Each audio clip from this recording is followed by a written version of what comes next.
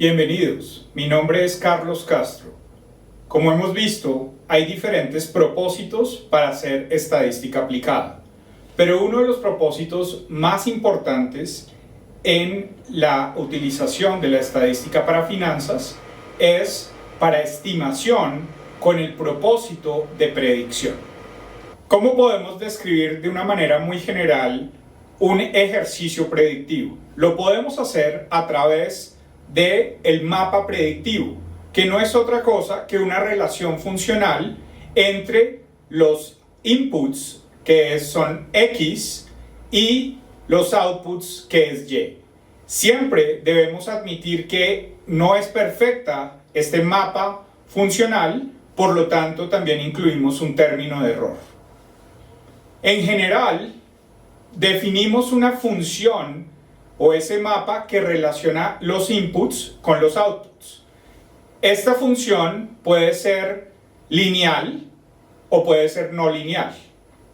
Generalmente, la no linealidad nos va a permitir una gran flexibilidad, pero también va a ser difícil interpretar esas relaciones. Por eso, en buena medida, muchos de los modelos clásicos que se utilizan en finanzas empíricas provienen de relaciones o mapas predictivos lineales, como el que tenemos aquí en la segunda expresión.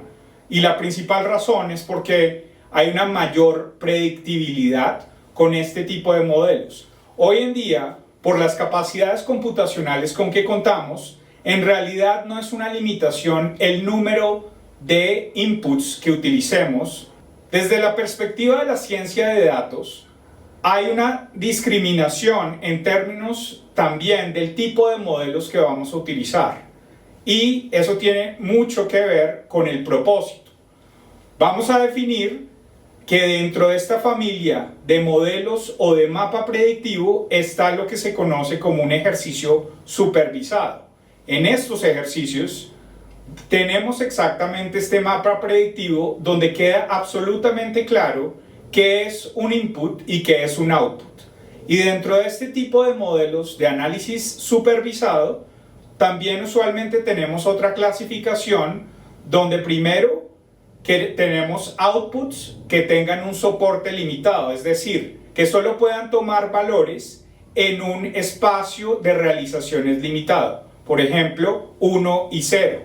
En ese caso vamos a estar haciendo un ejercicio de clasificación.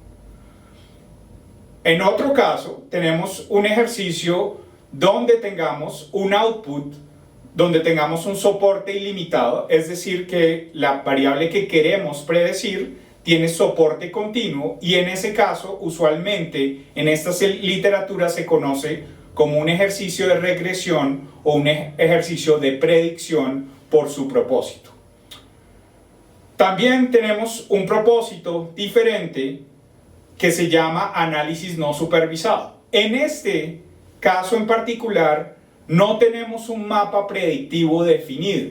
¿Por qué? Porque no hay una distinción clara entre lo que es un input y un output. Por lo tanto, muchas veces lo que queremos es que tenemos un espacio de variables, usualmente muy grande, y queremos de alguna manera reorganizar este espacio para poder hacer inferencias sobre él o sacar algunas conclusiones sobre este gran conjunto de datos. Ahora vamos a introducir una noción muy general para clasificar la mayoría de los métodos de estimación que se puede utilizar dentro del análisis predictivo. Recuerden que aquí usualmente lo que queremos es poder estimar a partir de los datos ese mapa predictivo que relaciona las inputs y los outputs, y eso usualmente requiere la estimación de los parámetros.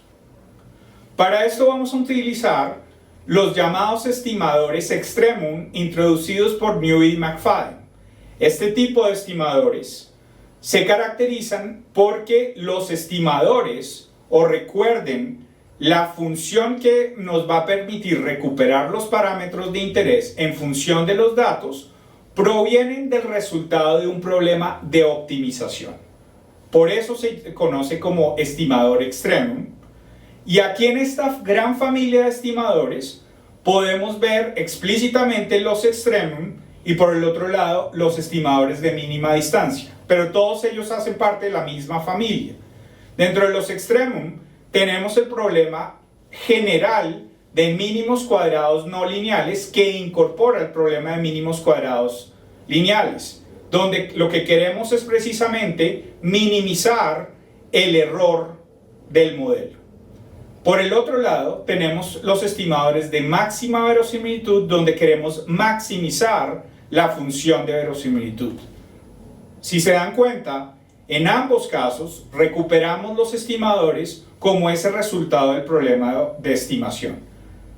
Por último, tenemos los estimadores de mínima distancia, donde queremos o buscamos recuperar esa ecuación de estimación a partir de minimizar la distancia entre dos elementos, que puede ser la versión teórica de los momentos de un modelo y su equivalente empírico. Y eso es lo que vamos a denominar el método de momentos, o su versión mucho más generalizada, que es el método de momentos generalizado. Todos estos en realidad vienen siendo estimadores donde estamos minimizando la distancia, que nos va a permitir recuperar una forma funcional para determinar los parámetros de un modelo. En este contexto en que queremos relacionar ese mapa predictivo con los datos, necesariamente tenemos que introducir la posibilidad de que estemos cometiendo un error. Y eso es lo que se va a definir como un error de especificación en el momento en que nos vamos a casar con un mapa predictivo en particular. Recuerden que inicialmente tenemos un proceso desconocido que genera los datos, que aquí lo vamos a denotar como P sub 0, que es la distribución probabilística que verdaderamente generó los datos, pero esa generalmente no la conocemos, a no ser que estemos en un contexto de simulación.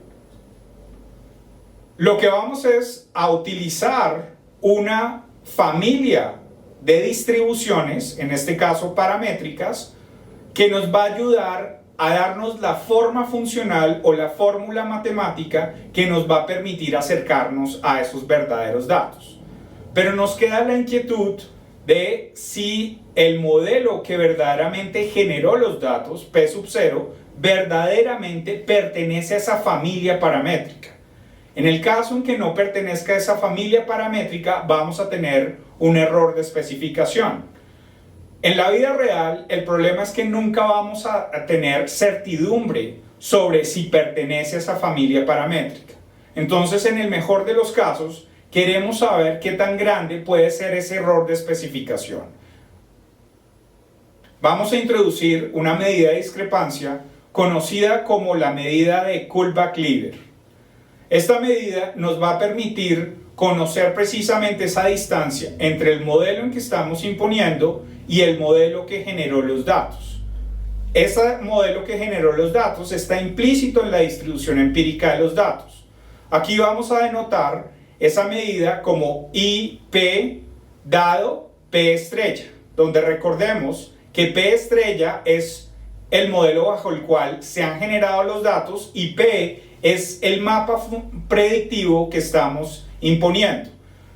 Esa medida simplemente representa cuál es el valor esperado de una distancia entre esas dos funciones generadoras de los datos. Aquí estamos calculando el logaritmo entre f estrella de y f de y.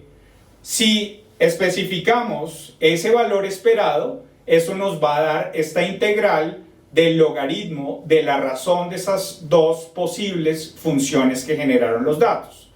Y aquí vamos a poder calcular en promedio la distancia con respecto a cada dato que tengamos dentro de la muestra. Vamos a tener que esta medida, por definición, primero, es estrictamente mayor que 0 porque estamos capturando un error de especificación, y segundo, cuando tenemos que coincide el modelo que nosotros especificamos como mapa predictivo con el verdadero proceso que generó los datos, pues básicamente esta medida de discrepancia es igual a 0. Al igual que habíamos visto anteriormente la medida de información de Fisher, Esta medida de discrepancia de Kullback-Leibler también es una medida de información porque nos permite evidenciar qué tanto un dato aporta a poder distinguir entre los datos generados bajo el proceso empírico y el proceso que estamos imponiendo para poder tener este mapa predictivo. Ahora vamos a ver la relación entre el problema de maximizar la función de verosimilitud, que es el problema que tenemos acá arriba, y el problema de minimizar la discrepancia de Kullback-Leibler. Si planteamos el problema de maximización de verosimilitud, recordemos que aquí tenemos la función de verosimilitud que nos describe cuál es el comportamiento de los datos a partir de un modelo paramétrico. Y nuestro objetivo es encontrar el valor de los parámetros que maximice esa función de verosimilitud. Suponemos que las variables son I y D, de tal manera que a partir de la productoria de la distribución individual de cada una de las variables vamos a poder reconstruir la función de distribución conjunta. Luego, sabemos que podemos aplicar la transformación logarítmica y eso no impacta el resultado del parámetro óptimo que maximiza la función de verosimilitud en logaritmos.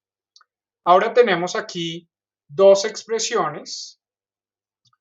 En la primera tenemos la sumatoria de la función de verosimilitud en logaritmos, que si le agregamos un término aquí, 1 sobre n, esto viene siendo la media empírica y utilizamos que en la medida en que n tiende a infinito, esa media empírica va a converger a la media teórica. Eso es lo que se conoce como la ley de los grandes números. Por lo tanto, ahora tenemos lo que sería el resultado a la maximización de este valor esperado teórico definido a partir de los datos y sobre la función que hemos planteado para describir ese comportamiento de los datos. Ahora tomamos la segunda expresión donde tenemos el propósito de minimizar la distancia de Kullback-Leibler, de tal manera que estamos minimizando la distancia entre el proceso generado a través directamente de los datos, es decir, el proceso empírico, y el proceso que nos genera el modelo que hemos escogido junto con los parámetros. Si nos damos cuenta, esta primera parte, que es el proceso empírico, no depende del parámetro bajo el cual hemos supuesto que se generan los datos. Por lo tanto, este problema de buscar esa minimización no depende de este término y lo podemos excluir y nos queda únicamente lo que sería el negativo del valor esperado bajo los datos generados de la función de verosimilitud en logaritmos, o lo mismo que es la función de distribución que estamos imponiendo bajo los cuales se generan los datos. Si nos damos cuenta, la conclusión es que este término de un problema de maximización viene siendo equivalente al negativo de un problema de minimización. Y por lo tanto, hemos demostrado la equivalencia entre resolver el problema de máxima verosimilitud y el problema de minimización de la discrepancia.